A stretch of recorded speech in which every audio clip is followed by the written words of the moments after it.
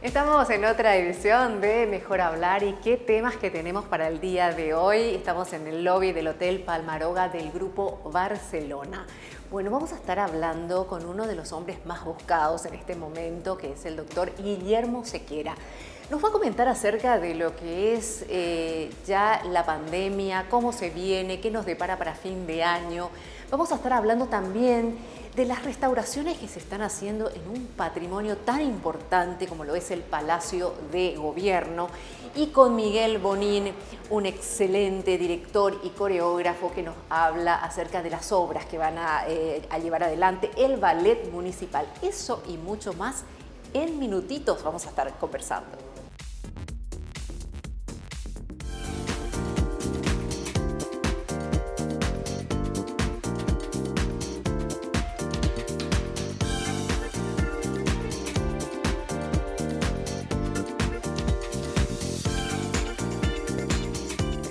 Ya estamos de vuelta para dar la bienvenida a nuestro primer invitado. Nació en Asunción, es el mayor de 4 hermanos y sin duda es una persona clave en esta pandemia. Estamos hablando del director general de Vigilancia de la Salud, el doctor Guillermo Sequera.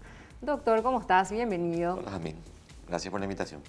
No, gracias a vos, Dios mío, apagando incendios diarios, un trabajo intenso ya desde el año pasado y bueno, hacerte de tiempo y venir al programa realmente es para agradecerte porque sé que tu tiempo vale oro en estos momentos. Estábamos hablando un poquito y antes de arrancar y decíamos, cuando el doctor Sequera dice, bueno, voy a poner mi interés en lo que es salud pública. Hablamos de que los estudiantes tienen como otras expectativas a la hora de finalizar la carrera y piensan, digamos, en otro tipo de especialidades. Sí, así es. Generalmente me pasó a mí, ¿verdad? Cuando empieza la facultad, tiene como estereotipos de médicos que uno quiere ser, ¿no? O pediatra, en mi caso yo quería ser pediatra, o cardiólogo, neurólogo, por ahí, ¿verdad? O cirujano. Y bueno, eso es súper dinámico. Cuando acabé la carrera quería hacer medicina interna, hice, que es un poco más, me metí mucho en el mundo de la terapia intensiva. Pero es un descubrir, ¿verdad? Es un descubrir desde las clases teóricas o prácticas de la carrera, pero al no tener estereotipos, ¿verdad? En tu formación,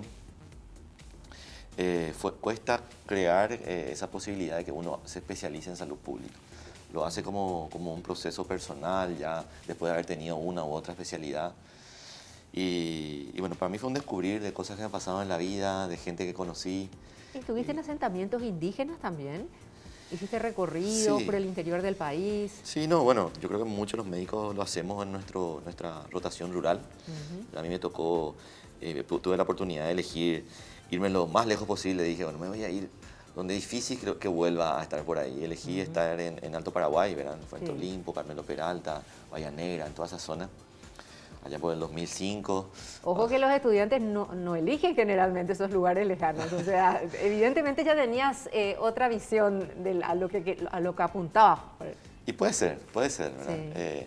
Y eso, bueno, esa perspectiva, ¿verdad? De ver la salud más allá de lo que se puede hacer en un hospital, ¿verdad? Fue algo que siempre me movió. Y bueno, luego tuve la oportunidad de poder salir afuera y darle un marco teórico a esa sensación interna que tenía, ¿verdad? De trabajar la salud desde fuera de los hospitales, ¿verdad? Y eso es un poco de salud pública, así en resumen. ¿En el Amazonas venezolano también estuviste?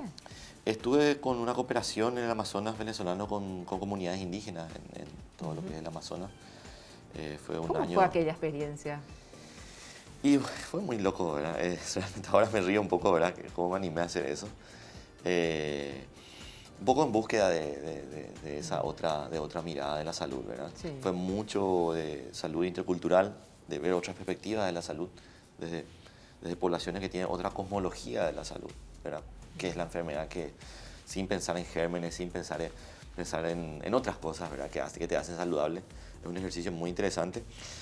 Yo me fui como un médico joven a solucionar problemas muy banales, ¿verdad? Pero me dio una perspectiva antropológica de la salud muy interesante. Y bueno, y eso fue un poco otro condimento más que me fue llevando a la formación en salud pública. ¿Y ahí decidiste hacer tu especialización en Barcelona? Vas a España. Ahí voy a España, bueno, en realidad volví a Paraguay, hice medicina interna y allá por el 2009, 2010 voy a Barcelona a hacer la especialización en medicina preventiva y salud pública, son 4 años de formación. Tengo la oportunidad de hacer una maestría también en salud pública, luego hice otra maestría en investigación en ciencias de la salud. La verdad que ahí le di un poco un marco más teórico, científico, académico a esa sensibilidad que tenía, ¿verdad? Claro. Y bueno, volví después de algunos trabajos, proyectos internacionales, estuve trabajando en África, en Brasil, en Uruguay, en Argentina, en Estados Unidos, varios países, así 3 a 6 meses en cada uno. Y bueno, volví, me tocó un momento de mi vida que dije, tengo que volver a Paraguay porque si no, no vuelvo más. Más o menos en ese quiebre ahí. ¿Cuánto tiempo más o menos estuviste fuera del país?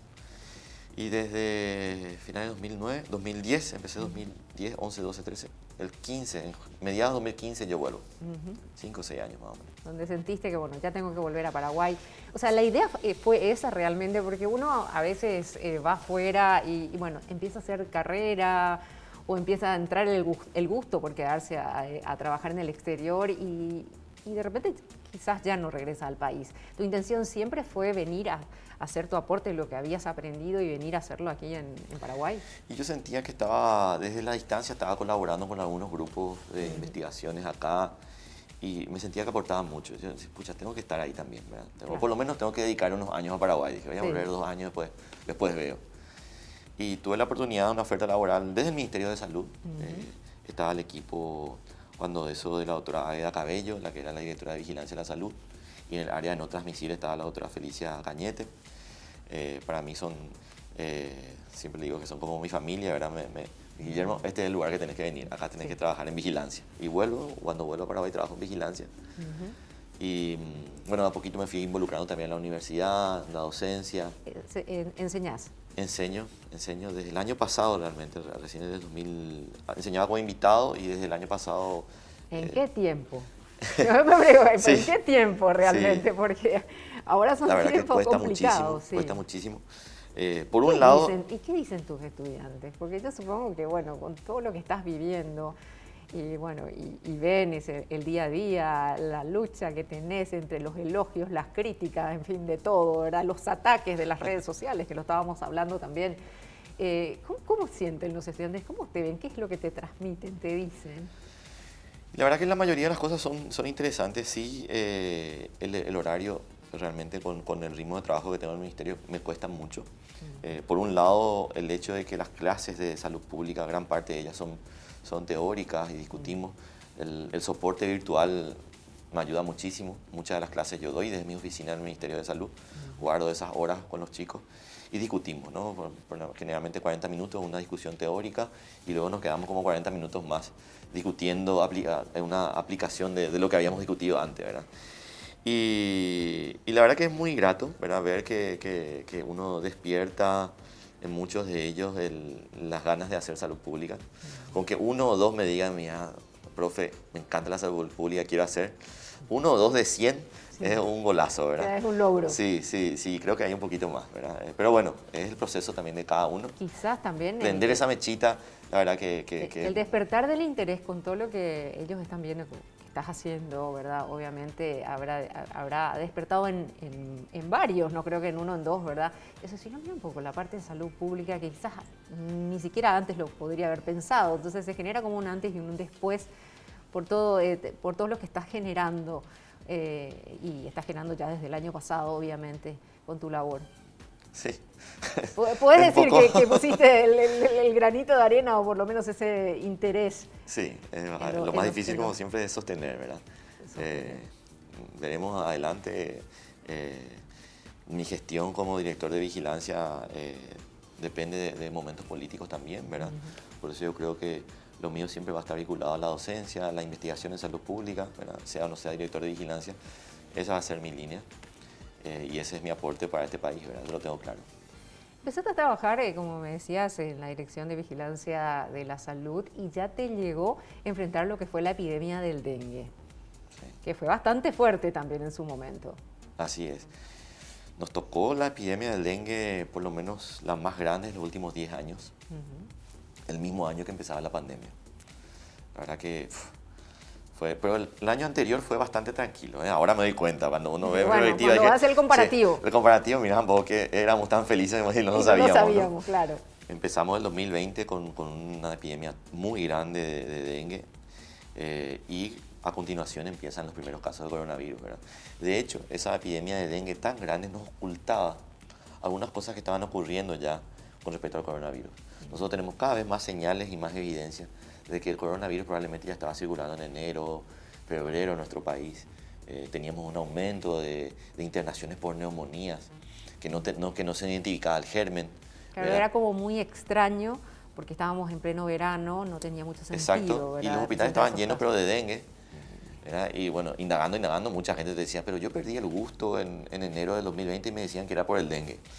Claro, ya era el coronavirus que estaba ahí. Pero lo que sí, esa cuarentena total y tan dura que se hizo al principio, de casi 2 meses, un mes y pico, fue tan buena que hizo parar ese inicio de la pandemia y le tuvo que hacer reempezar, o sea, el virus tuvo que empezar de nuevo, de cero, ¿verdad? Unos 3, 4 meses después, ¿verdad? Ya por septiembre, cuando empieza por Ciudad del Este, empieza el pico allá y todo eso, ¿verdad?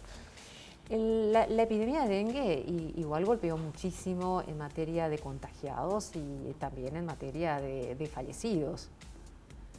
¿Recordás más o menos sí. el número de impacto que tuvo?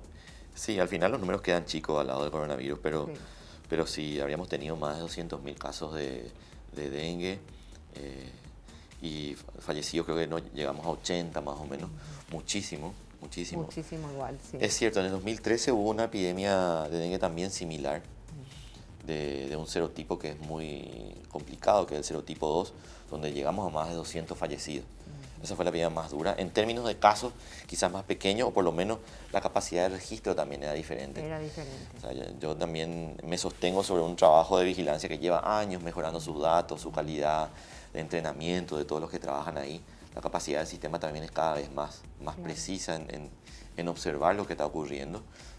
Y en vigilancia estamos acostumbrados a los subregistros, ¿verdad? En la epidemiología siempre sabemos que lo que estamos viendo es punta de iceberg.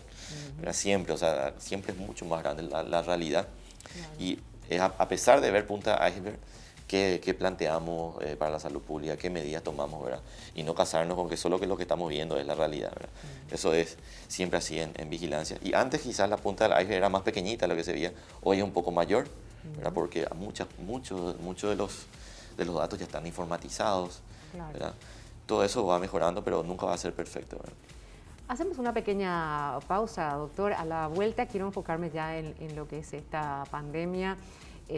Los índices de vacunación van en aumento, qué es lo que se viene, qué es lo que tenemos que esperar. Mucha gente se empieza a relajar y eso no puede suceder. Pero eso lo hablamos en minutitos a la vuelta de la pausa. Enseguida volvemos.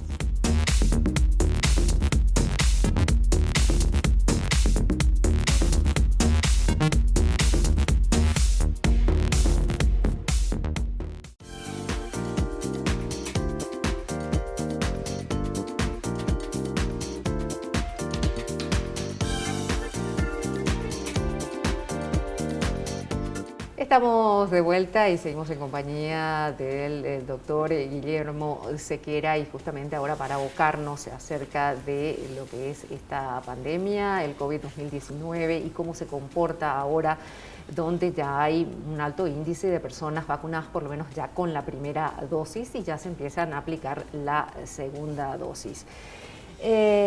Doctor, ¿tenemos que tener miedo de lo que es la variante Delta?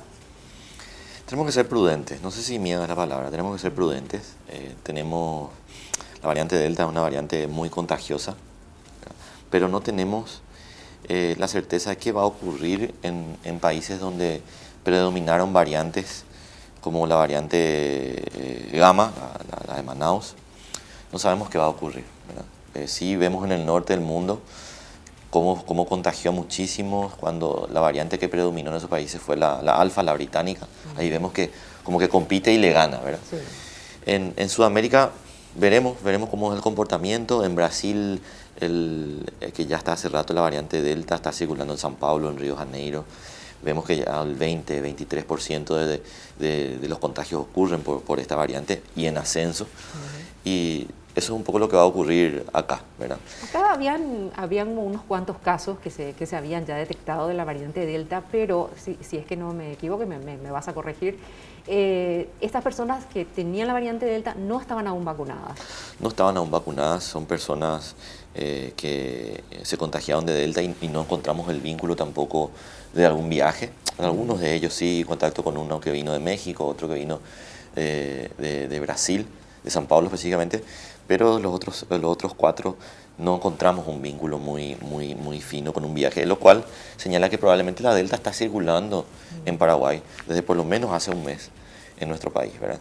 Y el comportamiento de este virus Delta para aquella persona que ya tiene la primera dosis, ¿hace igual que atenúe los síntomas, disminuye el riesgo de que vaya a terapia?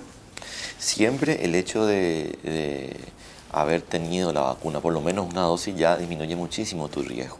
Pero siempre es mejor tener 2 dosis para cuando enfrentes a la Delta, ¿verdad? Eso es categórico. Eso es categórico.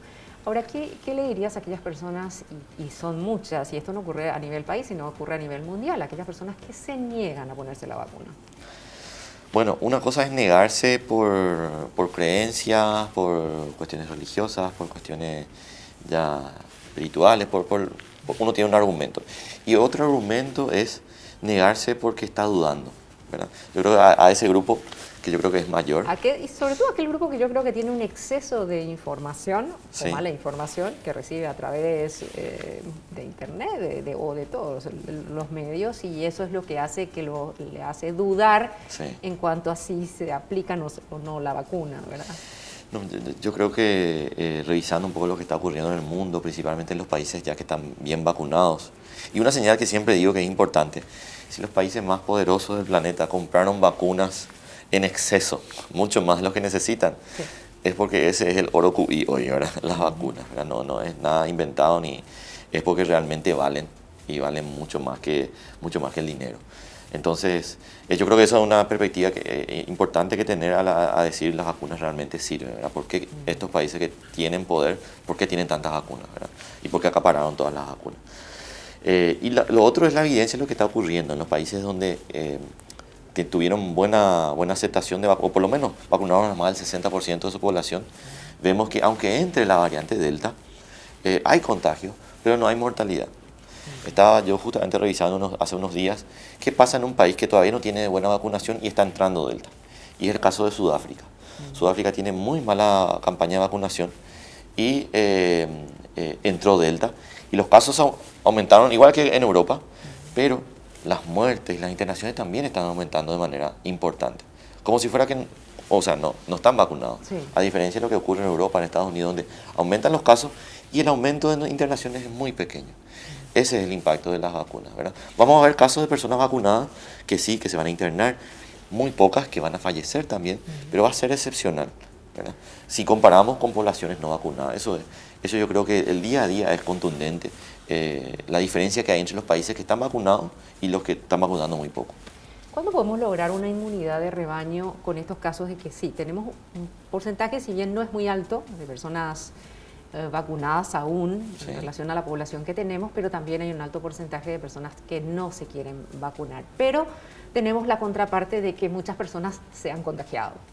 De alguna manera vamos generando como una inmunidad de grupo o inmunidad de rebaño, ya sea por la vacunación o ya sea por haber pasado la enfermedad también.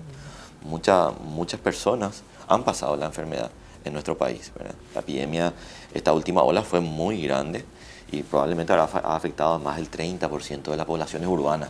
Por lo menos 1 de cada 3 seguro que ya tuvo, ¿verdad?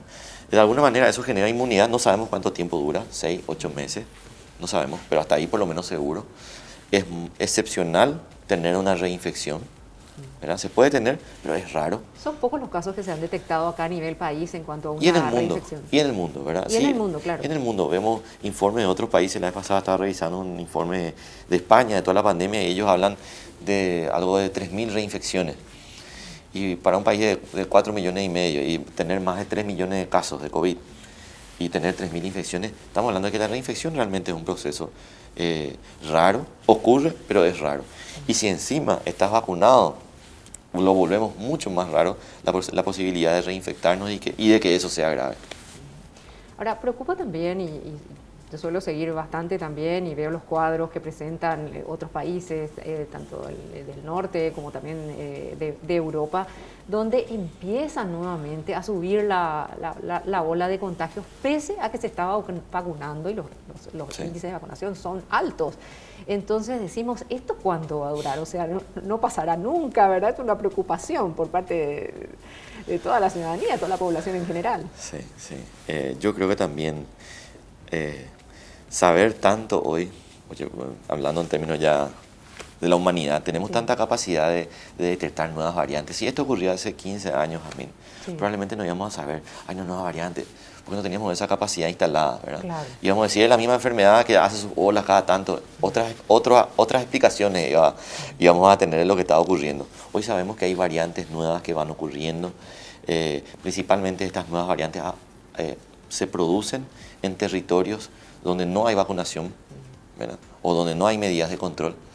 Entonces, por eso el concepto de vacunar tiene que ser solidario y tiene que ser equitativo. A un país, por más rico que sea y por más vacunas que tenga, no le conviene que en algún rincón del mundo no se estén cuidando. Porque ahí va a aparecer una nueva variante y va a poder vencer a todas las vacunas que puede tener ese país rico. Por eso los países ricos y poderosos que hoy tienen todas las vacunas del mundo tienen que empecinarse a vacunar a todo el mundo, para cuidarse de ellos también. Para cuidarse de Al final es una cuestión, o estamos todos en esta o no. Claro, por eso existen las colaboraciones, las cooperaciones por parte de los países grandes. Exacto, porque se están cuidando ellos también, ¿verdad? Al final. En menores recursos. Está mal pensar en un país, o en un país también es aplicable, o en un planeta donde haya países con 3 dosis de vacunas ya puestas, ¿verdad? Y rincones del mundo donde todavía no tienen la primera, ¿verdad? Claro. Eso no le conviene ni al rico y menos al pobre. ¿Y esta va a ser una vacuna que vamos a tener que aplicarnos ya realmente todos los años? Así, o sería indicada así tipo la influenza, digamos, que está recomendada que nos apliquemos una vez al año? Es muy probable que sea así, que sea anual o bianual cada 2 años, ¿verdad? La capacidad de mutación del coronavirus es muy buena cuando hay explosiones de contagio. Pero si es así, si no hay explosiones de contagio, si no está en periodo de pandemia, quizás no mute tanto y no sea necesario hacerlo cada año. Como influenza. Influenza sí es un virus que muta mucho más que el coronavirus.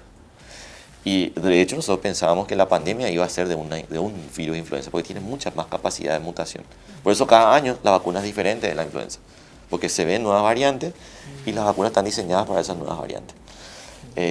Ese ejercicio con coronavirus, quizás una vez que esté controlado, que haya menos brotes, quizás sea cada 2 años, pero estoy hipotetizando, ¿verdad? Claro. Veo un futuro también con vacunas de multidosis, o sea, una vacuna que tenga para 2 variantes de coronavirus y para 3 variantes de influenza, en una sola vacuna. Ese tipo de cosas se pueden hacer, porque hoy te puedes vacunar el mismo día para influenza como para coronavirus. Hoy sabemos eso. Hace un mes si me preguntabas te iba a decir, no, separado por 15 días. Hoy ya es aplicable. Va cambiando tanto con todo lo que se va descubriendo. Yo creo que eso fue también un gran ejercicio de la salud pública y de los científicos, ¿verdad? No es indecisión, no es improvisación. Así avanza la ciencia, ¿verdad? Y hay que estar a la altura de eso.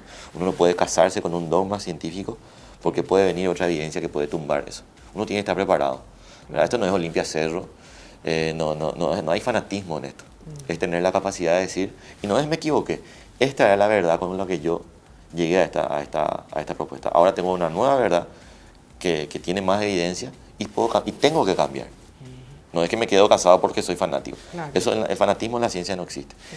Y ese ejercicio yo creo que, y más cuando se da desde las redes, ¿verdad? Sí, se genera una discusión Olimpia Cerro que para la ciencia no tiene sentido. Entonces yo creo que también es una deuda de los científicos, de los académicos, de poder transmitir esto. Desde las agencias globales de salud pública, como la OMS, generan como una sensación de que son improvisados, de que son inseguros, de que no tienen claro. Y no, es la ciencia que va avanzando de manera tan rápida y vamos moviéndonos con esa evidencia que tenemos. Ya tenemos superamos los 2 millones de vacunados con la primera dosis, también ya casi los 300.000 con la segunda dosis.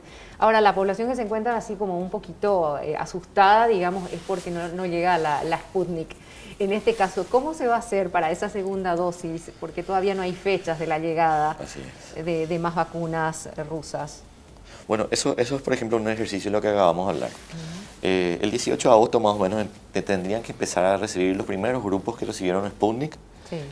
Cumplen los 3 meses y tendrían que empezar a recibir las dosis 2 de Sputnik. Sí. ¿Verdad?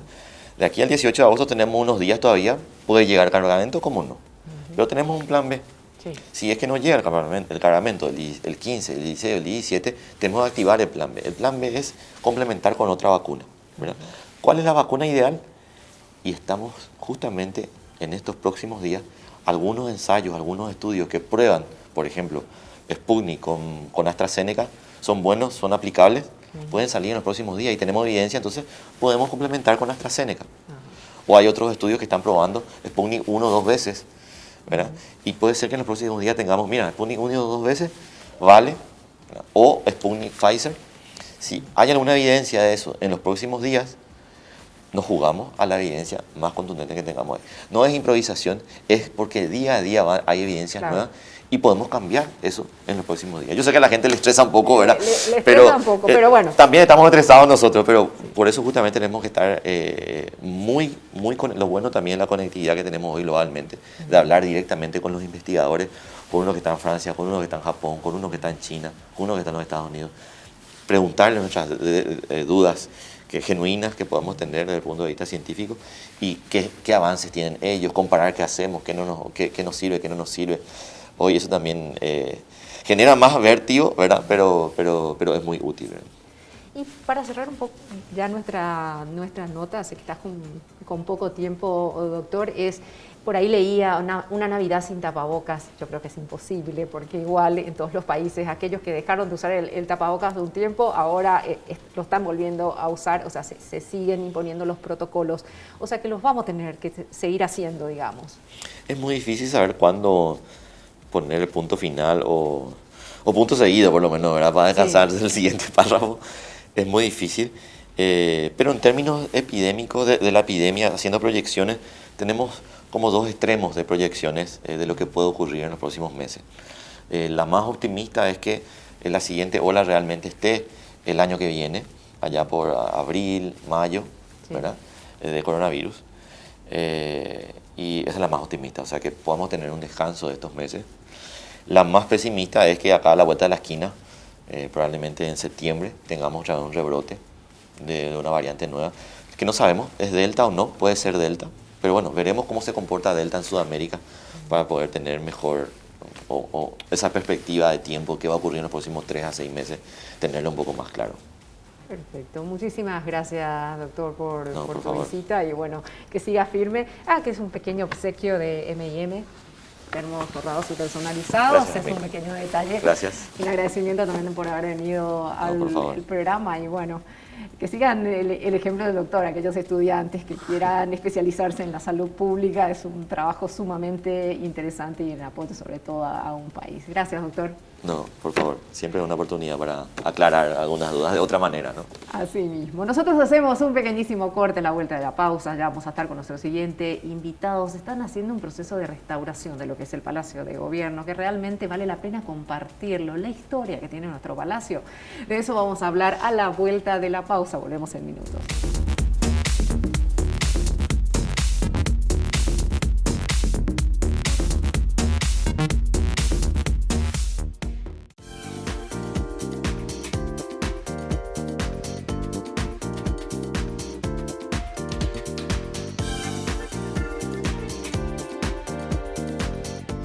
Muy bien, ya estamos de vuelta con Mejor Hablar para recibir a nuestro siguiente invitado. Es el arquitecto José María Calvo.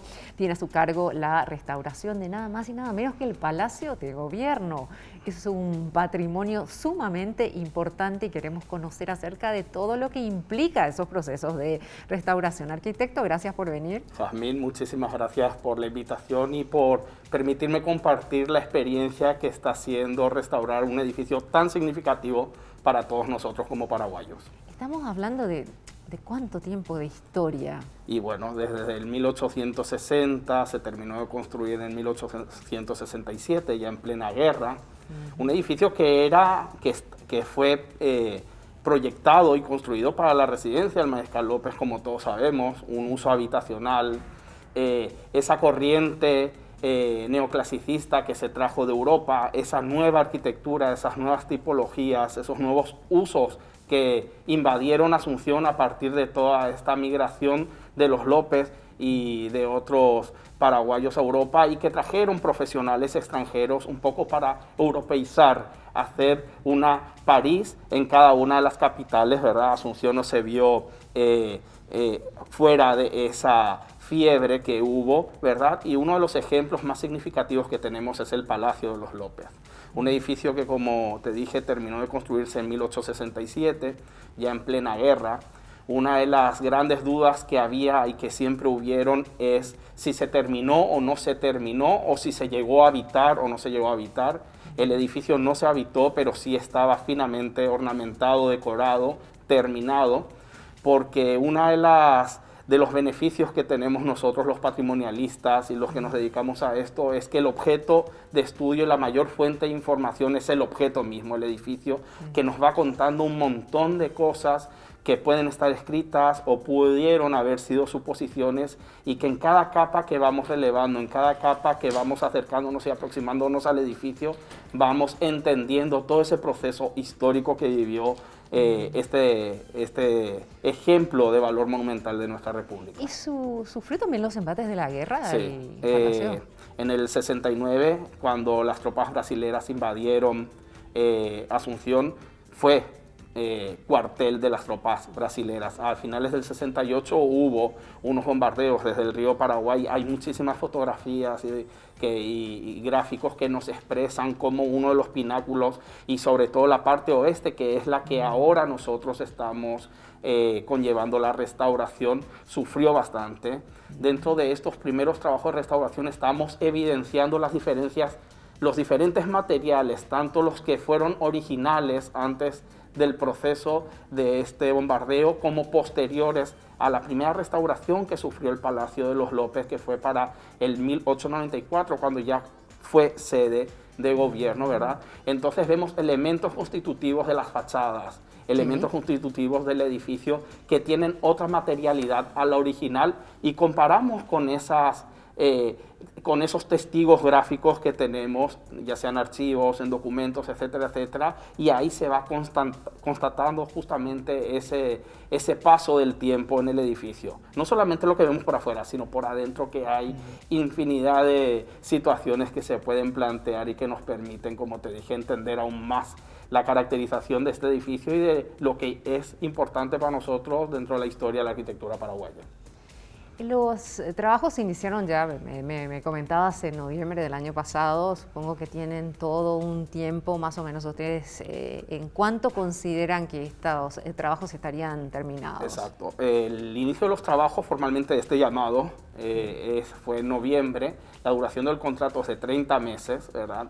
Y estos trabajos realmente son la continuación de una serie de restauraciones que se hicieron y que quedaron pendientes en restaurar el ala oeste, el ala que da hacia la calle Ayolas, la que da hacia el puerto, que no había sido restaurada en la última restauración del año 2013. O sea, como que estaba pendiente. Quedó pendiente, habían evidencias y habían signos en que el edificio tenía un gran deterioro en la parte estructural principalmente, para lo cual desde el Ministerio de Obras Públicas, que es la convocante también, anterior a este llamado, se hizo un proyecto de intervención súper pormenorizado en donde se logró atender las manifestaciones patológicas y los daños y las necesidades que tiene este edificio, que por supuesto en toda obra de restauración, recién cuando entramos a la obra, y siempre decimos, es como un paciente que estamos interviniendo, y ahí muchas veces tenemos los datos ya con los estudios previos, pero al abrir el cuerpo del paciente ahí nos encontramos con algunas situaciones también bastante comprometidas, que es lo que ha sucedido.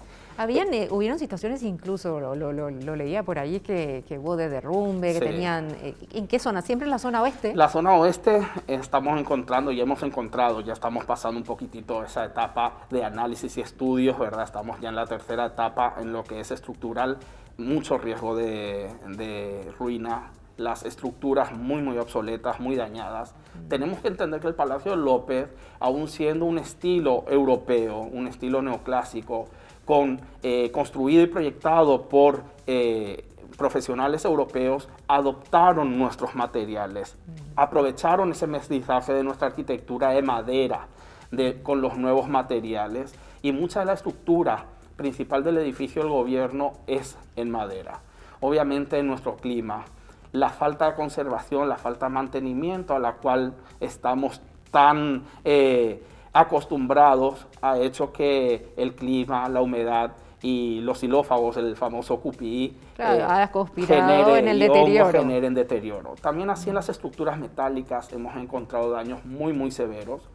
En una de las galerías nos llamó poderosamente la atención porque se presumía que iban a ser en menor cantidad, en menor porcentaje los daños, pero bueno, es parte de este proceso de la restauración, esa primera etapa metodológica de estudios y diagnóstico, en donde entendemos absolutamente al paciente antes de intervenirle al mismo. Esos son los primeros meses de trabajo y bueno, como siempre digo en la facultad y a los alumnos, estudio diagnóstico va realmente hasta el final porque siempre vas analizando, diagnosticando y verificando cuáles son las consecuencias que se pueden conllevar de acuerdo a ciertas manifestaciones y eso.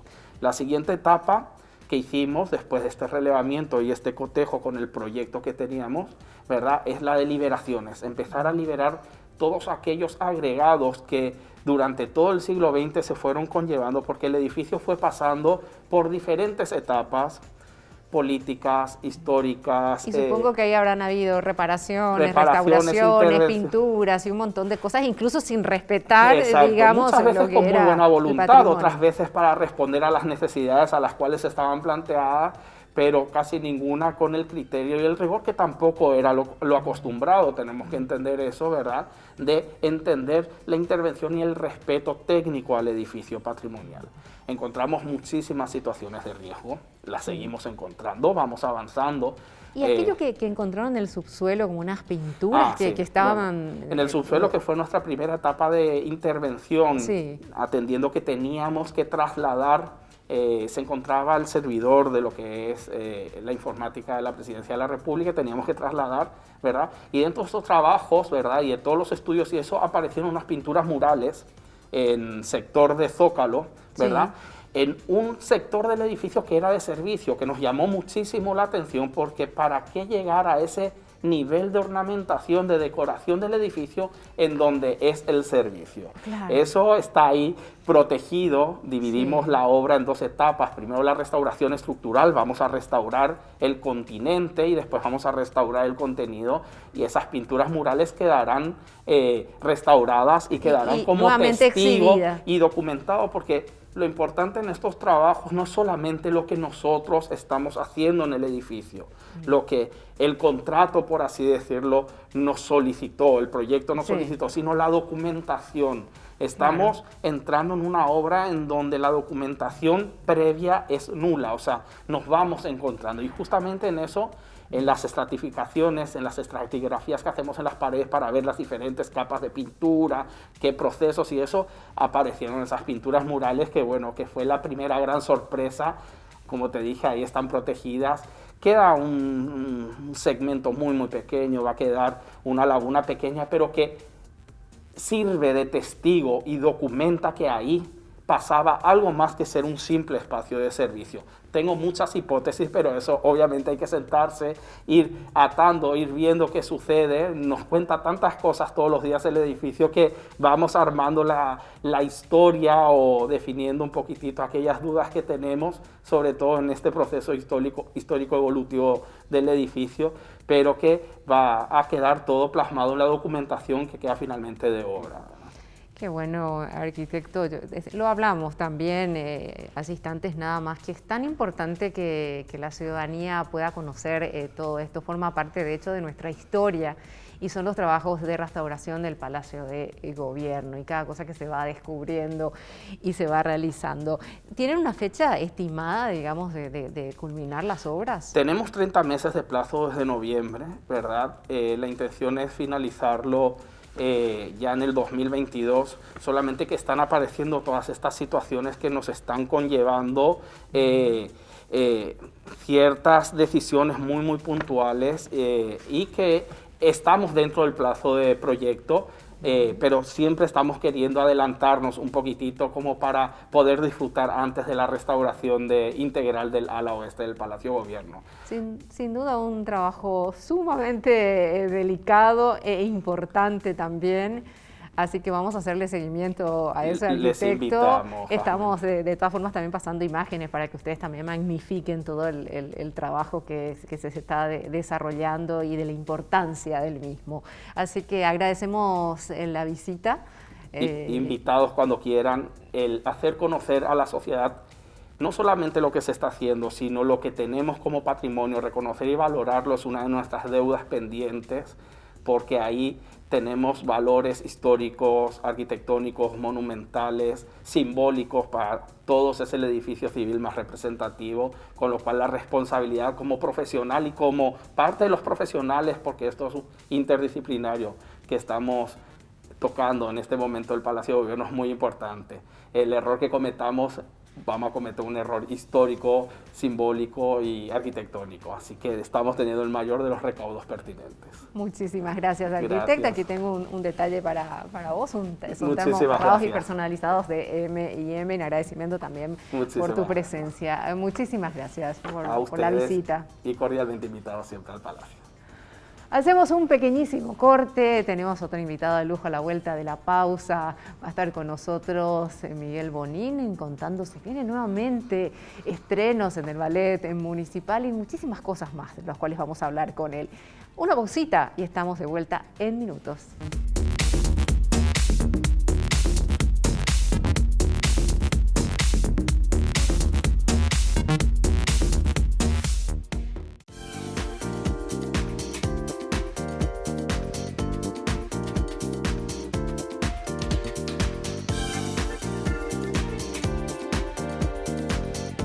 Ya estamos de vuelta para dar la bienvenida a nuestro siguiente invitado. Es Miguel Bonín, bailarín, coreógrafo, director del Ballet Paraguayo. Actualmente dirige el Ballet Clásico y Moderno Municipal de Asunción, el Estudio de Arte Coreográfico Bonín, asesor artístico también de la Fundación de Ballet Teatro de Asunción. Miguel, un placer tenerte aquí en el programa. Muchas gracias, Jazmín, un placer para mí también. Profesor mío de ballet. Sí. Y él estaba ponderando mi empeine y digo, algo habrá quedado de aquella época de bailarina. Muchas cosas, ¿verdad? Vos más. Muchas cosas realmente y bellos recuerdos sobre todo. Qué bueno. Miguel, contanos, una trayectoria realmente, porque lo admiro muchísimo, una trayectoria enorme. Contame un poquito, haceme una pequeña reseña de tus inicios en el ballet. Y bueno, yo empecé muy chico, a los 8 años. A los 8 años. Sí, cuando mi mamá quería que mi hermana estudie ballet. Sí. Y bueno, le llevó a la Escuela Municipal de Danza que se había abierto en ese entonces, y era para estudiar danzas folclóricas. Y ahí empezamos los dos, y al poco tiempo entró como maestra la maestra Tala Retivov. Sí, la recuerdo. Bueno, y ella, y también su hija María Retivov. Entonces, cuando María Retivov iba a viajar al Perú, nos dio una beca para estudiar en la Academia Particular de Tala. Entonces, además de la Escuela Municipal de Danza, estudiábamos con Tala. Entonces, ahí fue que inició todo, y ahí fue un estudio fuerte con la familia Retivov, muchos años, y a los 15 años viajé a Lima. Ellos mismos me llevaron a Lima como primer bailarín del ballet moderno de cámara de Lima. Y ahí estuve 3 años. 3 años. 3 años. Sí. Ahí volví y bueno, fue un ir y venir a distintos países, ¿verdad? Yo sé que viajaste mucho. Viajé mucho, como 10 años sin parar. Viajé a Europa, a Brasil, a muchos lugares de todo el mundo. 10 años estuve afuera. Y estaba 3 años en un país, volvía. Estaba 1 año acá, volvía a salir y así. Estuve por Alemania, por Suecia. Eso es muy importante en la carrera de un bailarín. Es importante, es lo que yo quería hacer, ¿verdad? Porque cuando Tara dejó Paraguay, yo sentía como que había una falencia, había una falta de maestros, ¿verdad? Entonces a mí me preocupaba mucho eso, entonces yo quería ir no solamente a bailar, sino a investigar las metodologías. que es un tema que siempre me interesó.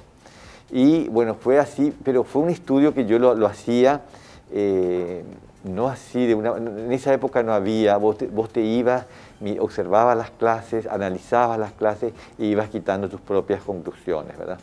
Entonces, ya más adelante, cuando yo volví a Paraguay y quise abrir el estudio, entonces ahí con Perla fuimos a Brasil y comenzamos a investigar en forma más sistemática el tema de las metodologías, ¿verdad?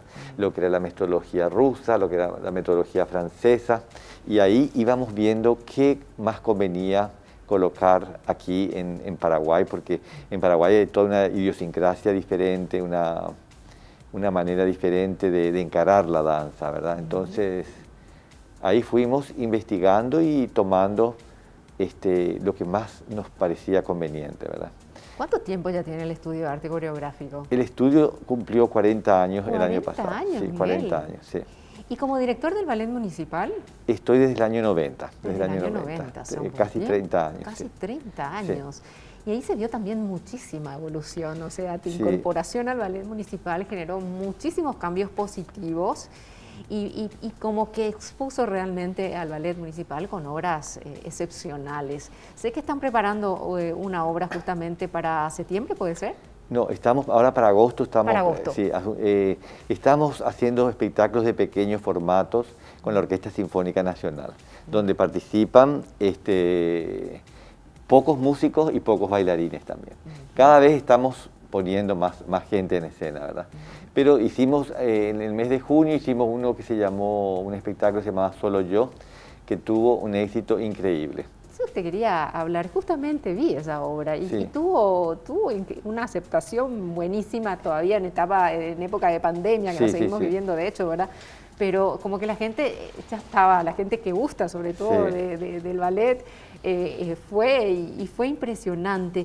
¿Tuvo algo que ver tu hijo en alguna composición ahí? Porque leía algo de eso. Sí. Bueno, había una música que él compone música, ¿verdad? Está por lanzar un disco dentro de poco con 6 temas inéditos y nada, había una de las músicas que hace 5 años le había creado que se llamaba Ella, que a mí siempre me gustó mucho.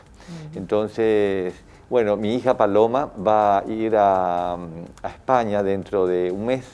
La aceptaron en el Conservatorio Real de España para terminar los estudios de danza. Entonces, quería componer ese ballet para ella, y con la música de mi hijo que se llamaba Ella y que canta mi otro hijo, Francesco. Entonces eran los 3 hijos, tenerlos en escena, y fue muy lindo, Qué emotivo, sí, Miguel, o sea, tener a tu hija bailarina, a tu hijo cantando, el otro que compuso, y tener a los 3 ahí, supongo que debe ser tanto para vos como para Pati, sí. ¿Verdad? Un orgullo total de verlos involucrados un poquito en todo esto que significó, que es tu carrera profesional. Sí, necesitamos, la verdad, que los bailarines se cambien de ropa, porque no queríamos que haya interrupción, entonces necesitábamos un solo. Sí. Entonces, ya las 2 últimas semanas dije, bueno, voy a crear este solo para ellos, de tal manera que en el medio vaya el solo y entonces los bailarines tengan tiempo de cambiarse el vestuario y no interrumpir el espectáculo. Y así lo logramos y lo más increíble que tuvo un éxito, a la gente le gustó. Lo preparamos en 2 semanas. En 2 semanas. Poquísimo tiempo. Sí, poco tiempo. Y salió redondo, redondo, la gente le gustó y nos emocionó a todos y al público en general. Era algo la música es muy cándida, no sé. Me gustaba esa música y mi hijo me decía, no hagas con esta música, ya es una música vieja, y no, dije, con esa música voy a hacer una coreografía, y así salió. ¿Y lo que están preparando para ahora, para agosto? Y ahora es todo con música paraguaya, es un homenaje a Asunción que se llama Asunción de mis amores. Y lo más lindo que toda la compañía se pone a crear, los mismos bailarines se ponen a crear y estamos descubriendo talentos maravillosos para la creación dentro del propio elenco de la compañía. Y tanta es las ganas que tienen los bailarines de salir a escena, que bueno, todo el mundo se pone a crear y cada vez más creadores tenemos. Y eso es una cosa genial, porque que los mismos bailarines creen sus coreografías, hagan bailar a sus compañeros y los resultados son sumamente interesantes. Y se está despertando algo que era muy necesario acá en Paraguay, que es la creatividad, ¿verdad? Y de eso quería también preguntarte, porque ¿cómo está el tema del interés? Yo creo que igual ha pegado un cambio increíble a lo que eran años atrás, hablamos de 20 o 30 años tal vez, a lo que es ahora el interés hacia el ballet por parte de las mismas personas que quieren formar parte de la compañía, y ahí está lo que vos decís, que se vuelven más creativos y empiezan a dar su impronta. Entonces debe ser un fenómeno muy bonito lo que está ocurriendo. Claro, yo creo, Jazmín, que lo que más, con esta apertura que hubieron en los últimos años, lo que más se avanzó es en la cuestión metodológica de la enseñanza, ¿verdad? Porque antiguamente vos tenías que, traer un maestro ruso, un maestro francés, pero hoy en día todas las metodologías se pusieron, son de fácil acceso. Entonces, claro, al vos conocer esas metodologías, el producto es mejor, ¿verdad? Y también hay mucha información por las redes sociales, entonces todo eso ha hecho que, cada vez el nivel de los bailarines sea mejor, ¿verdad? Y también la cantidad de horas que se dedican.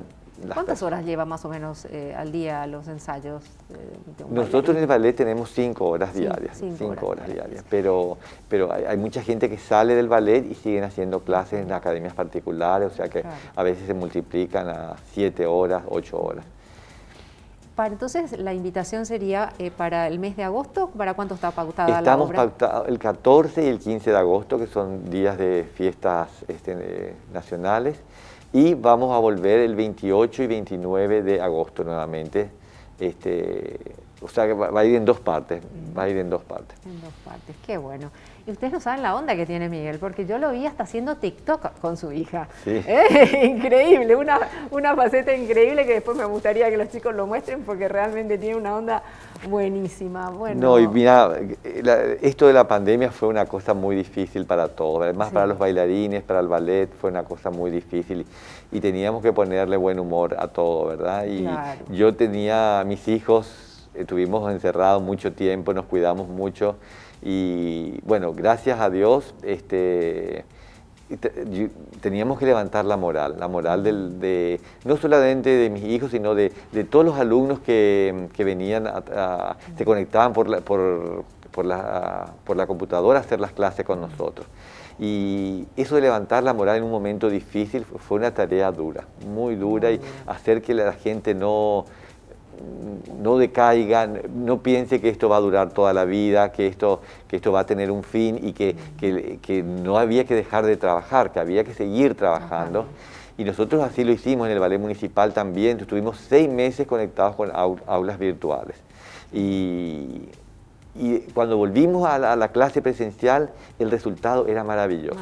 Era maravilloso. O sea que no fue en vano, digamos, el esfuerzo de haber continuado con las clases de manera virtual. Fue una cosa genial, porque hay muchas cosas que se avanzaron. Porque como generalmente la persona está sola con la computadora y no hay una distracción, la persona está focalizada en lo que se le está diciendo. Entonces, a veces la información llega en forma mucho más directa. Lo que no se puede es saltar, hacer punta, porque a veces los pisos no son propicios en la casa. Claro. Entonces, eso no se podía hacer, pero hay otras cosas que se avanzaron mucho. Y te digo, cuando volvimos a la sala nos dimos cuenta que fue un trabajo realmente estupendo. Estupendo, había que reforzar otras cosas, pero la musculatura se mantuvo elástica, fuerte, y se pudo abordar trabajos fuertes de inmediato. Qué increíble cómo la pandemia nos hizo a que todos nos acomodemos y nos ayornemos a lo que estábamos viviendo. Miguel, muchísimas gracias por hacerte tiempo. Yo sé que estás con los ensayos, ir y venir y hacerte un chiquitito de tiempo para venir a compartir esto conmigo. Es un verdadero placer para mí tenerte acá. Sabes la admiración que, por supuesto, te tengo. Así un saludo grato también para Patricia, para Perla. Bueno, muchas gracias. Para mí también es un placer venir, estar contigo y verte siempre. Te veo, te sigo por las redes, en los programas que haces, y me encanta lo que has logrado con tu carrera. Me parece maravilloso, siempre me recuerdo de tu mamá que siempre se preocupaba mucho de tu futuro y hablábamos con ella y bueno, me encanta que hayas encontrado un camino tan genial, tan estupendo y lo estás haciendo muy maravillosamente bien. Para nosotros como maestros es un logro ver a nuestras alumnas que se desarrollan, que se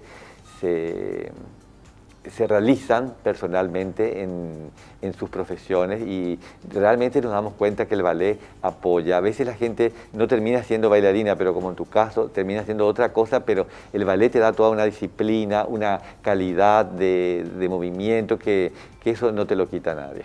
Así mismo. Gracias Miguel por la visita. Gracias a vos.